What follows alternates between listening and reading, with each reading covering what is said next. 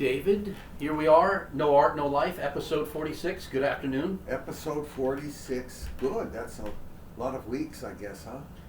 More than a year. We've had some weeks off, but I see, yes. we have a year's worth. But, we've tried to be consistent with you, and I know the thousands of people are thrilled about it.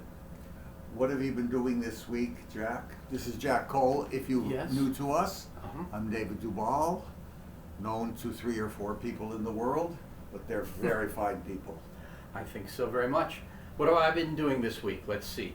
Been proofreading a book that you're writing, yes. I'm writing that is near completion, that you heard part of, and spent a little bit of time at the piano with the solo part of the Gershwin concerto. That's been calling to me. That's wonderful. Love the piece. I'd love to see you play it with orchestra. Well, I don't know if I'll ever play with an orchestra, but maybe I'll have to take a stab at it with a second piano. Yeah, nice. And I always find it amazing that every composer that we tackle will present, and it must be a skeleton key, a kind of periscope into their unique facility, that there'll be a passage that presents something unique in terms of having to figure out a fingering. There is a little double note passage in the beginning of the first movement that is so clever that it filled me with joy. I know that the book of Abram Chasen's, speaking of pianists, he has a chapter on Gershwin, and he talks about how Gershwin was the only man that he knew who could really make a piano laugh. And I really thought of that when I was playing through the when I say double notes, I don't mean the double notes of the third movement that are really repetitive, but there are some slight figurations in the right hand in the first movement that cause for one to really work out how the double notes are going to be played. And as I was practicing it made me laugh with joy. Not laughing at it, but laughing with it. Yes, it's wonderful because pianists get to know the smallest little details of the composer's pianistic mind. Yes. And they can be so idiosyncratic to the composer, and yet it can also be very pianistic, very easily accomplished, let's say, by others. Yes. Remember that what all of these pianists are doing is playing music by others. It's very strange that this has cemented itself in the Western culture, hasn't it? It is, because I don't think we have Gershwin on record as ever playing the works of another person in public. Right. Only his own music, and yet I would never hold that against him. No, if I were a composer, so Chopin is certainly not interested in any other composer. We know that. Bach knows everything, but it's based on a universal contrapuntal world of aesthetics. Mozart comes from a tradition of everyone sounds something like Mozart at times, but every piano concerto shows his originality as a piano thinker, and the greatest concerto. I mean, he made it happen forever, the piano concerto, with all of those 25 concertos. Oh, Mozart, yes. Yeah, and here we are still trying to play them. Now, what is it? Is it because it's so great, the music? I think in the case of Mozart, yes. I mean, the later concertos, they really are, some of them, without flaw. I mean, there are things that I can't imagine going another way, and I relish them. Even when I'm not compelled to practice them, those I'll listen to with absolute relish. I will venture to say, I really do believe the Gershwin Piano Concerto is an example of a perfect work of art. I don't find a passage. And to go back to Chasen's, where he'll talk about the universal acknowledgement of its organizational flaws, I don't find a flaw in its construction. Have you meditated the construction of the Gershwin Piano Concerto? No, I've only listened to it many times, and I'm just enthralled by it. So am I. Talk about, now, we spent a great deal of time talking about the change in the conception of New York City or other urban areas. And I know you have said in the past that it's a romantic conceit of mine, but I don't think I'll ever be able to extract my association of Manhattan, going through the train system and walking across from Broadway to the west side here, from that Gershwin-like conception.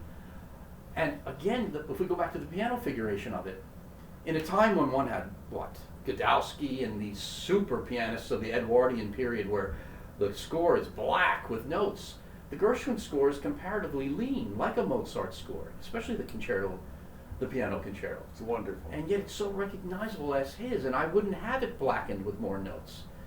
And how do you like that soft shoe dance in the slow movement? To me, I could just see the Fred Astaire or something, just dancing away with my favorite Rita Hayworth. Yes, and I mentioned I had just reviewed her in Gilda? Gilda. Is that how one says it? Gilda? I don't know. I think it's Gilda. But yeah. He's a wonderful actor too. What's his name? Glenn Ford. Glenn Ford is the male lead in the movie. Yes. He's a great guy. He was a big star. They were, yes, and yet a little lower. I don't think he ever thought of himself to be as big as Cary Grant or who else? Who's the biggest stars of the 1940s? I mean, if Francis Romano was here, we would know. Okay, well, let's see. I guess we have to say of the 40s. Yeah. Well, you said Cary Grant. Yep. I think we'd have to say Humphrey Bogart. Absolutely. I would think in the 40s, Errol Flynn was still probably near his zenith. Let's see. Yes. Males. Oh, there's so many that it's almost hard for me to conjure. Now, I'm thinking a lot of character actors who don't really have star status, but there's so many of them that are so permanent in our imagination. Look at Claude Rains. Well, that's who I was thinking of. Or the great speaking voices. The Basil voice. Rathbone. These Anglo music voices of perfect elocution. Yeah.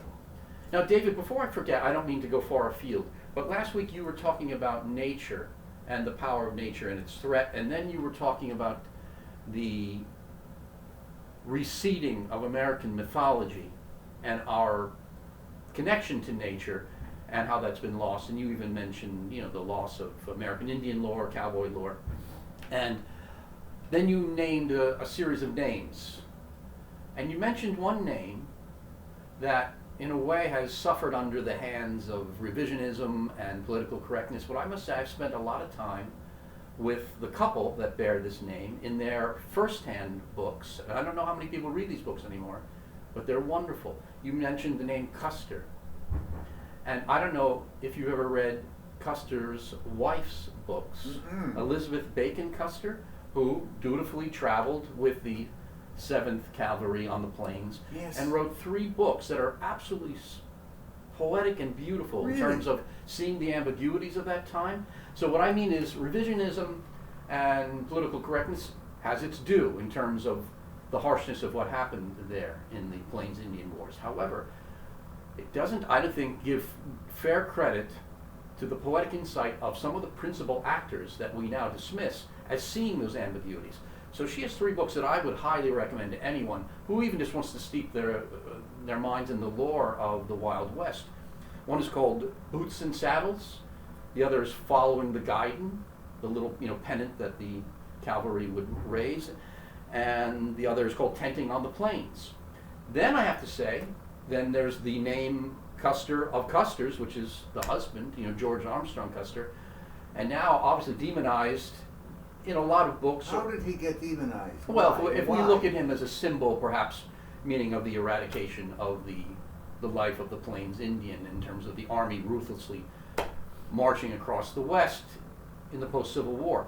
But what I want to say is he seems self-aware in his own book of the tragedy and the ambiguities, even though we see him very much as a white culture figure, often posed in a Napoleonic way with a double-breasted blue uniform with the beautiful brass buttons and very much the Civil War posture still being struck, but in a Wild West tableau. His book, My Life on the Plains, also wonderful in terms of books that somehow I had the luck to find before I steeped myself in the secondary literature so much that it would have been hard for me to go to them thinking that I was starting perhaps to re-elevate figures that had already been knocked off their pedestals. But these were thinking people who were very literate in a time. I mean, I can't imagine, let's say, a general or a general's wife writing so poetically of the landscape and nature and of a world that they knew was vanishing. in the late 60s or 1860s and 70s. Those 4 books I'd recommend highly. Tell our audience again the woman, Custer's wife, and so because this really sounds so interesting. Custer married Elizabeth Bacon of Monroe, Michigan, right during the war between the states or right after. I can't remember exactly when they married. I think the war may still have been going on. And she was with him to the end. I think he died at 36 at the Little Bighorn. And he was only 36 years old? Yes. Mm-hmm. He had a book in him as well. He did, and I think it was serialized in his lifetime. It might have been in Harper's Weekly or a magazine like that, but it's collected as a volume called My Life on the Plains. Wonderful book, but also shows a man at the top rank of the Army speaking of the ambiguities and what is being lost during Manifest Destiny. Celebrating in a sense the kind of very kind of masculine conception of a Wild West culture from an Anglo-American kind of conception, but also with the tremendous sense of a mind looking at all that's also being lost, to the degree saying that, if he were an Indian, he would fight like an Indian against the tide that was moving west. And I just mean that he reads far more sympathetically than any oil painting. I remember there was the famous Anheuser-Busch Last Stand painting that people used to say used to be over every bar in America. Which Custer's Last Stand. And that there's so many depictions of that. But what I mean is the man who wrote that book is a far greater man thinking in the ambiguities. How was he as a Civil War soldier? Did he have a... Well, he was called the Boy General. Oh, yeah. And there are books about his service. For all my reading about the Civil War, I don't know where he really stands in terms of an absolute evaluation of him as a tactician, but certainly considered very brave in terms of leading from the front. How did they get so courageous? This is on a horse, Mm-hmm. This is rifles. This is tremendous, like the Lakota Sioux with Crazy Horse. Yes.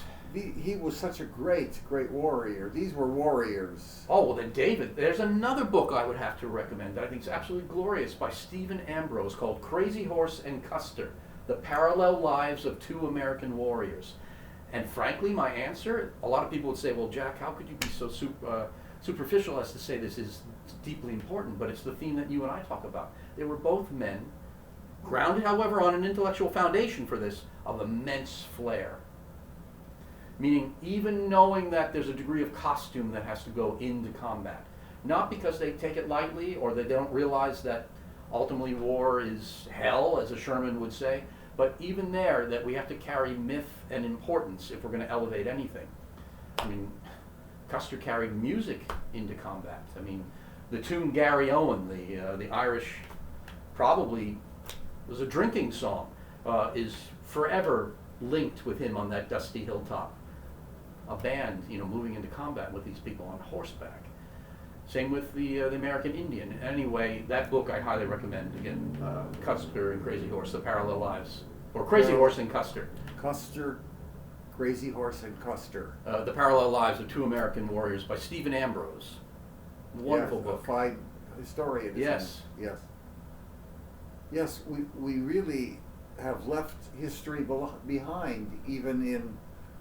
I mean, this is a very important statement that you're making about his wife. You're bringing in, for let's say all the women that need role models of a certain type that they don't know of in the 1860s. These are a specific kind of pioneer woman who are extraordinarily feminine too.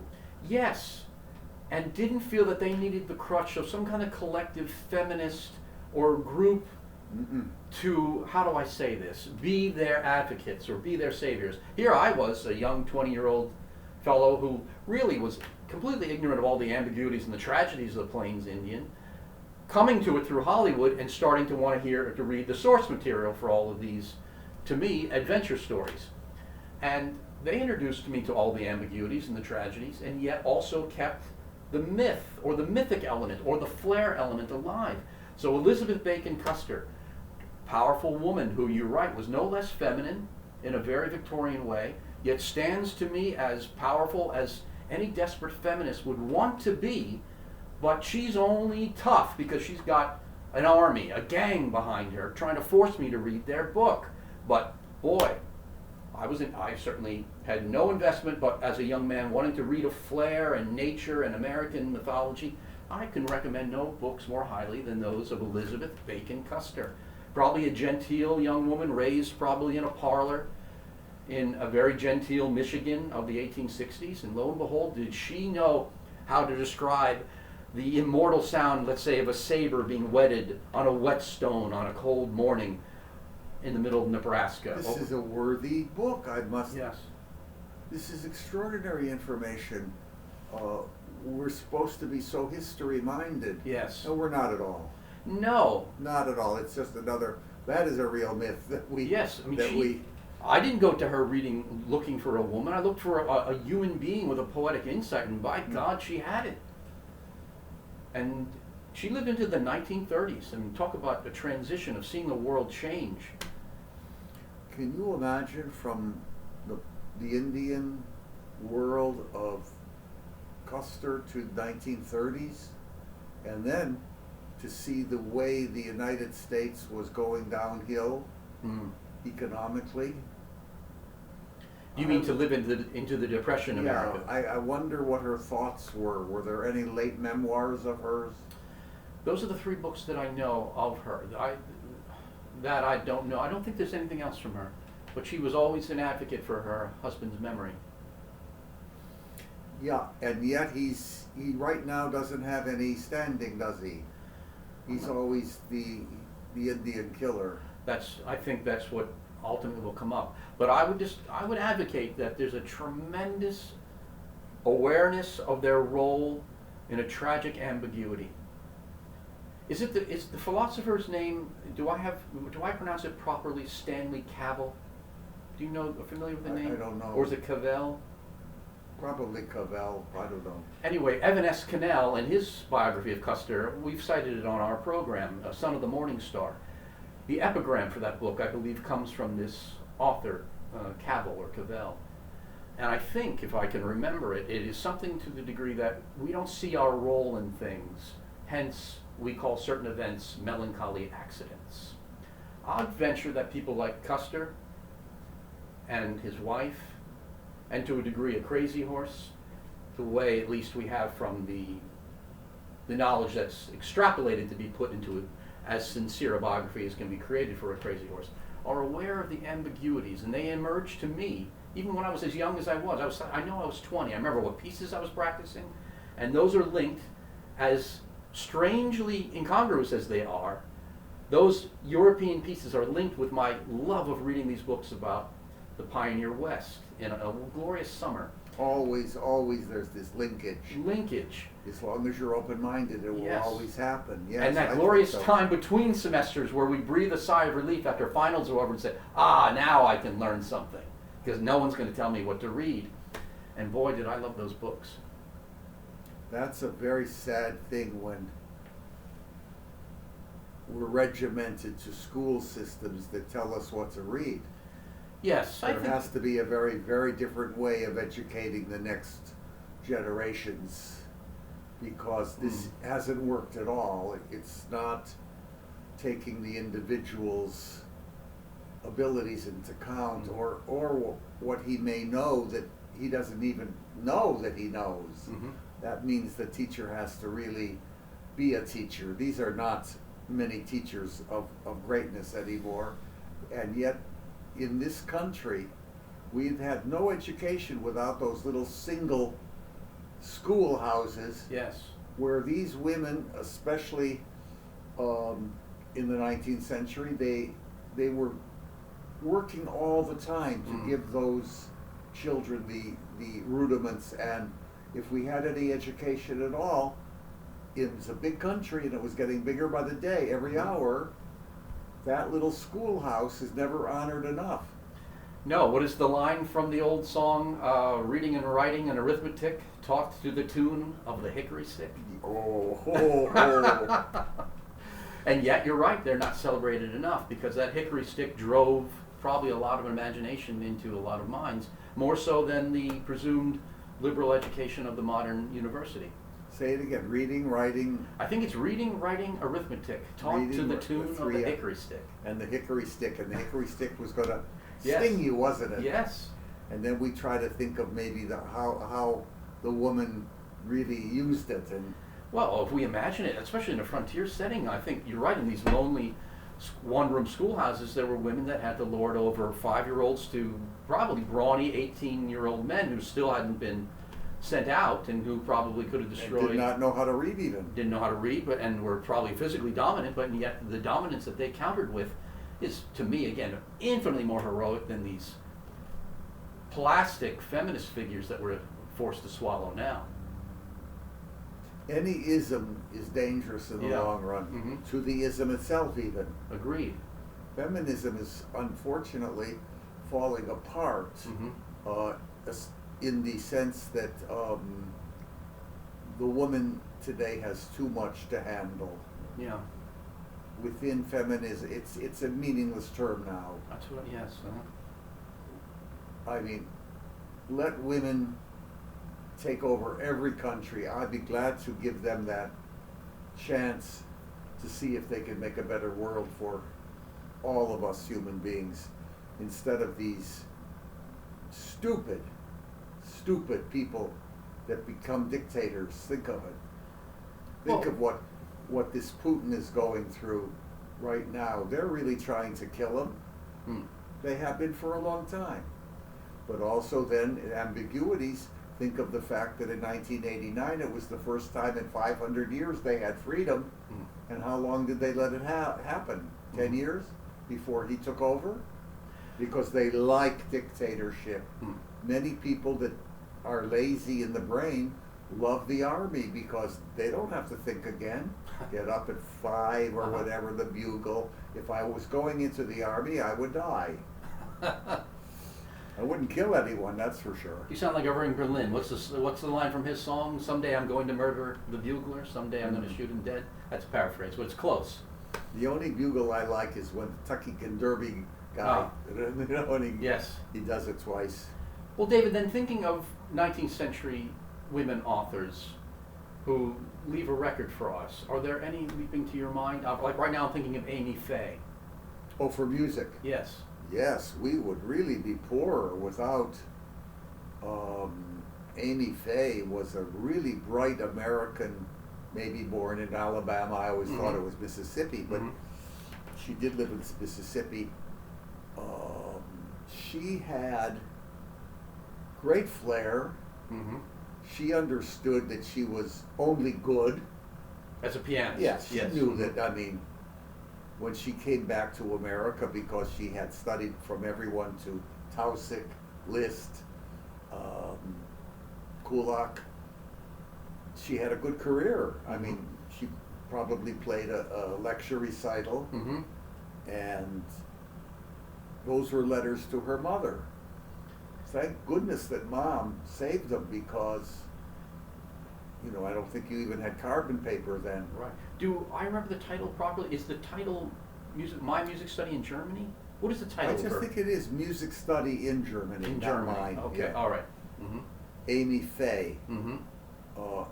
You don't have to be a pianist. No, I agree with that. And by the way, you don't think of her as a woman necessarily. That's what I mean. What I think of is this supreme individual. And I think that's the tragedy of the collective grouping, as if I would think that I'd be ashamed as an author if I anyone felt I needed to have a group of men rallying for me as man. I only want to be seen for myself. And that's what I mean about Elizabeth Bacon Custer or Amy Faye. I came to those with just the faith of an individual and was enthralled by them and didn't think them any less feminine at the same time. That's why I think some of these 19th century people are so extraordinarily advanced over the subsequent 20th century. That's They are. Yes. Yeah. Yes. In the 20th century, we don't have as many women as we should have had. We really did see them as chattel, pleasure bodies, workers and mothers. We really did not care if they had intellectual command. If they did, they were suffragettes and anarchists, like, what was her name, Goldberg. It was so hard to be a powerful woman. Mm. I wonder really about how Fitzgerald, who was a weakling as a man, let Zelda get the upper hand in his life to the point where instead of writing, he's always going to the sanatorium.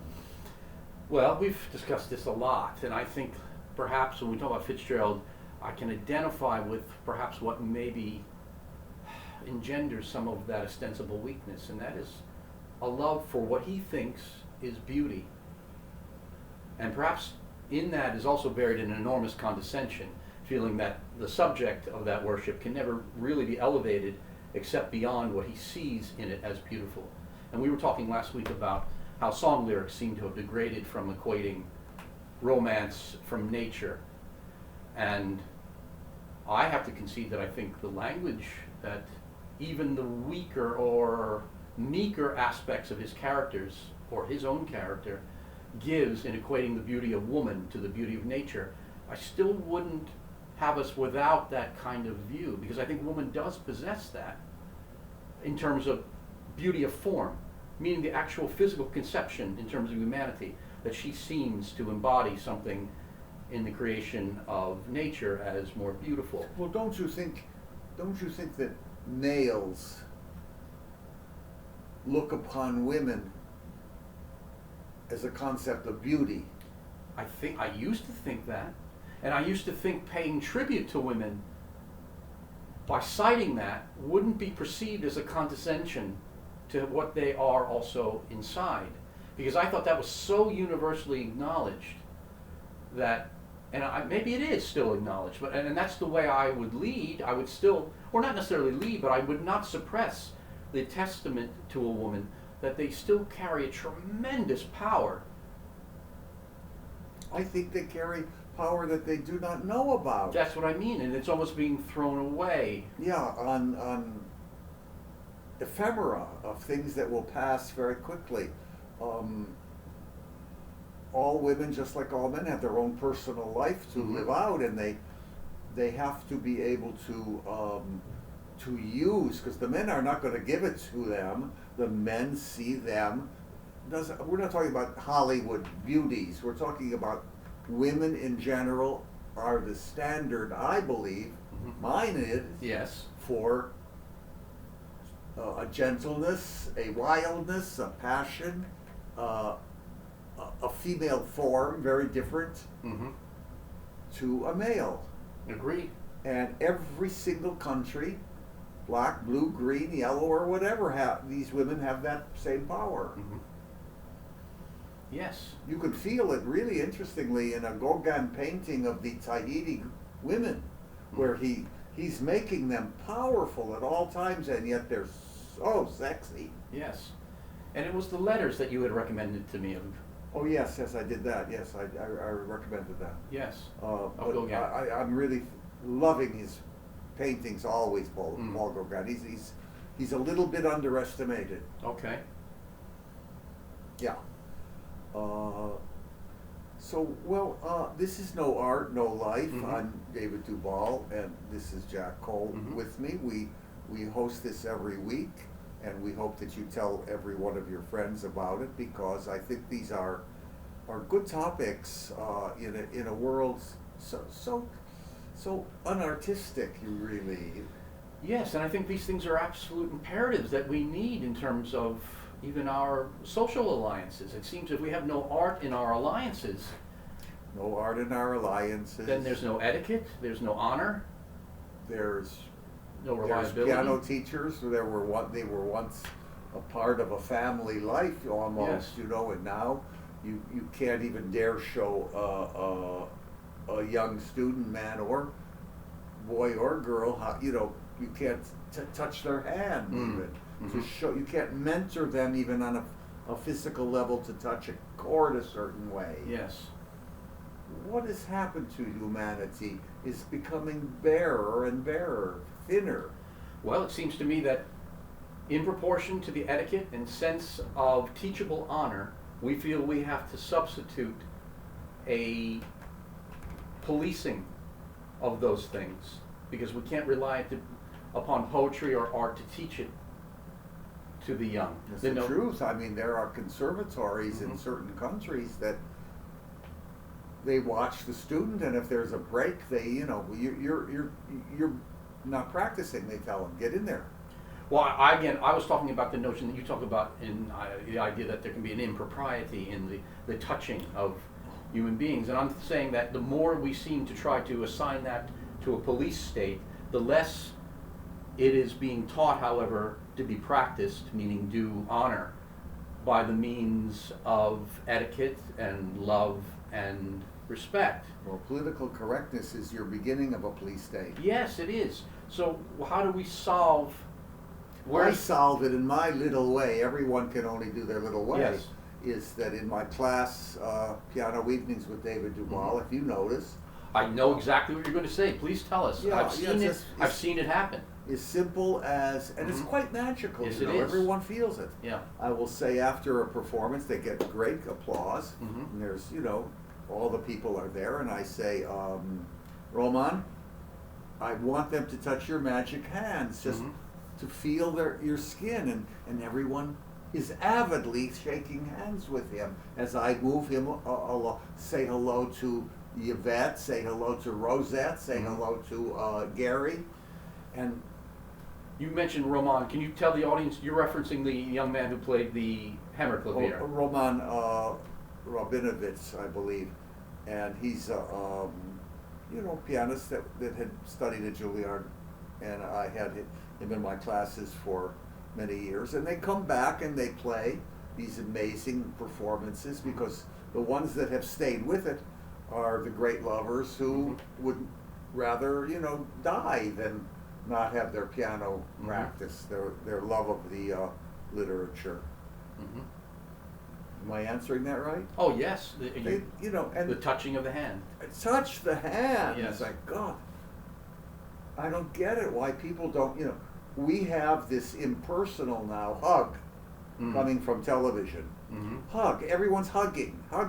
But the hug has no warmth to it. I watch people hugging. It's like, let me get out of it. Yes. Let me have the warmth of the hand. This is the seat of humanness, isn't it? Yes, it is. Well, you mentioned that with Arthur Rubinstein. You talked about the texture of his hand. Oh my God, the hand was so soft. Yes. And Horowitz's were very, very beautiful. Not as big as Rubinstein's, but long fifth finger. I mean, just so you have to have, to play the Rachmaninoff third, you've got to have a strong pinky. Wow. Yes. Well, it's nice to have a little silence for a second too. Yes, I think that's rare for us. We've been covering a lot of ground. Yeah, we do, and we are having fun doing it. I think so. I know I did. Fun. It's a stupid little word, but it encompasses many meanings. It does, because I feel the things that we cover, we're not covering them so as to be able to put them aside as having been completed, but that we relish their possible use. All these books, all these pieces of music seem to become part of the etiquette of the lost world that we're talking about.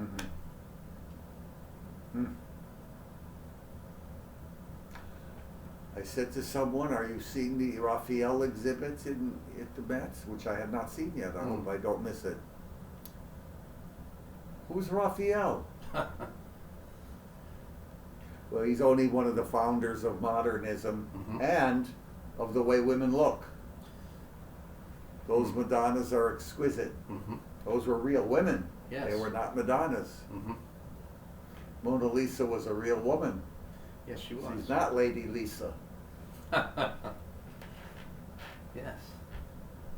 Walter Pater, great writer of aesthetics in the late 19th century, you know, one of those Cambridge or Oxford boys that were, you know, Yes. they started loving art Mm-hmm. and writing about it. He writes a marvelous essay on the Mona Lisa in his book Renaissance. Okay. It's a wonderful book.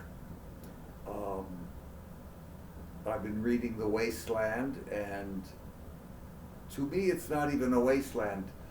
It's supposed to have been so deplorably depressing. To me, living now and seeing the way the wars are progressing, it sounds like a late romantic poem to me. With, you know, the lilacs are so fresh in the Yes. cruel month of April. Yes. I wonder how Mr. Elliot would react to what's going on here. Now, you had mentioned when I first arrived today, including The Wasteland, a set of works that you were considering together in anticipation of writing about all of them in respect to the state of mankind right now. Could you remind me of what that list is? You mentioned The Magic Mountain. Oh, yes, an article which I think about 30 people have been asked to do. I'm not sure Mhm. exactly. In Holland. They still say Holland, or is it only Netherlands now? Or I guess I only hear Netherlands. Oh, Yeah. I still remember the name Holland as Yeah. common, but maybe not anymore. no. Silly things change. They The big ones don't. right. The big ones are hatred. Hmm. Hatred's a terrible thing. God. It makes everything very, very sad. What were we talking about? Oh, so, yeah. Yes. So, Rob Riemann was telling me, who's the head of the Nexus Institute in Netherlands, and he is having a symposium, as he usually does every year, in a new book celebrating the anniversary of Nexus. And he likes the idea of telling the authors that there are, he's a Mon scholar, so he said Magic Mountain is Mhm. a thing to think about, and The Wasteland of T.S. Eliot from St. Louis. Imagine. Mm-hmm. What would he say about the St. Louis right now? I don't know, but that makes me think. Do you ever link the leap that he makes for Missouri, as does Virgil Thompson? They're both from It was from Missouri. Missouri, and both rise into a very high art medium. Yeah. Virgil does come back to America, but T.S. Eliot It does not. No. Yes. Mm-hmm. Nor did Henry James, nor did Whistler, Mm. in 3 different arts. Mm-hmm. So he said he thinks a germinative force in music would be Mahler's Das Lied van der Erde, the Song of the Earth. Would you have picked that to group with those other works? No, don't even know The Wasteland or the Magic Mountain. I never read it. There's so many gaps. But I mean, in him picking those works, perhaps to guide the article that you may write, do you feel that you know why he may be linking these works when he chose that particular Mahler piece? Does that then perhaps tell you what he may be thinking? Yes, because Mahler dies in 1911. Mm-hmm. The Song of the Earth could not have been written anymore because the Earth is being destroyed by man. Hmm. In 1911, there were no incredible hurricanes that would wipe us out. We could have a tsunami in New York, or we could have California fall into the ocean in this new El Nino. How do you like that? In El Nino. It sounds to me like a drug lord. What are we going to do? You know, nature's harsh, and it's going to retaliate. Is it Blake that says that nature is red in tooth and claw? I think so. But isn't he saying that it has always been so? And that's part of what should make us relish every precious moment. It doesn't matter if it's our hand that's in pushing nature over the edge, or whether or not, I mean, look, the poor Tyrannosaurus Rex had to look up and find, what is it called, the Chicxulub asteroid that comes down and changes the whole course of where this planet was going. Can you believe that? It must be true, huh? I wonder about that. I'm not sure about it. There's a book, oh gosh, I should only do this when I can remember the name of the author, but I think it's called T-Rex and the Crater of Doom, that I really enjoyed, that talked about the validity of the Chicxulub asteroid and whether or not 65 million years ago, that's the most viable answer as to why the Earth really moved toward the mammal, as opposed to you and I being two sentient reptiles sitting here right now and having no art, no life. As you know, former life I was a Tyrannosaurus Rex. yes, Rex meaning king. yes. I must say they're rather grand, aren't they? Of course. Yes. How do they really know what size brain they had? And what proof of this asteroid is there? I never heard of any proof. There is proof. There is? What? If I understand this, and my pardon to any of the scientific community, because I'm the last in the world that would ever consider himself scientific, but I believe the asteroid left an extraterrestrial kind of substance called iridium at a certain level in the fossil record, and that everything below that iridium level shows dinosaur bones, and that after that little level of iridium in the strata of the Earth, you don't see them anymore. And there is an impact crater near the Yucatan Peninsula that reflects that time period of when that impact would have happened. It's been absorbed by erosion and countless millions of years of effacing action. But the iridium layer, if I'm not mistaken, is the presumed smoking gun of an extraterrestrial impact that wipes out the great age of reptiles. So that's why I argue perhaps that we all have to savor the day, including the Tyrannosaurus Rex on the eve of the arrival of the Chicxulub asteroid, and live in art for the moment. Not because eat, drink, and be merry, for tomorrow we may be in doom, or what's that terrible song that I find so dreadful? Oh gosh, who sings it? That song, Is That All There Is? I always find that song... Peggy Lee. Something even about my youngest self, always found that song reprehensible. Yes, I do. And so, I always feel that that in terms of no art, no life, that's the pushback against that. No, that isn't all there is. There is always something to be made of in this moment, regardless of whether or not the threat of the asteroid is coming, or the bomb, or the tragedy on the street. That's what I feel. And that's what I think you're right. prevents me, when I feel glum, that's when I'll get up after a while of feeling blue, when I do, and feel, oh, golly, I should be ashamed of myself, because I'm here. Mm-hmm. And how rare, even if there are billions of us, how rare it is to be one of those billions in this untold maw of a cosmos, where we have no proof yet that anyone else has the same degree of sentience and awareness, so that no matter how harsh that is on any given day, well, maybe it's even grand to feel sore, or to feel ache, or even to feel on the eve of a diseased end. Well, at least I'm here to see it and pay homage to it in some way, in some artful way. So, asteroid or bomb, I think we all have to stand like Tyrannosaurus Rex over the eve of threat, no matter what it is. I hope they were eating good vegetables the night before. If not, they were probably eating a good Stegosaurus steak. I don't think they were eating vegetables, Tyrannosaurus Rex. So they were carnivores? Oh, Tyrannosaurus Rex? Absolutely. Oh, wow. They weren't no vegans. They were no vegans. Not a Tyrannosaurus Rex. I see. They had a lot of vegetables then to eat if they were vegetarian. They were eating the vegetarians, the Tyrannosaurus. Yeah. I mean, unless you're right, unless we know nothing about them. I don't want to be right. No, I don't think they were having a vegan diet, the Tyrannosaurus Rex. No. They were eating very heartily. They must have thought in their own way, yes, since they had locomotion. They must have. to know what to do. Wouldn't it be remarkable if they had a degree of culture that we haven't been able to suspect yet? A novel by novel? Tyrannosaurus Rex. Yes. Or Brontosaurus B.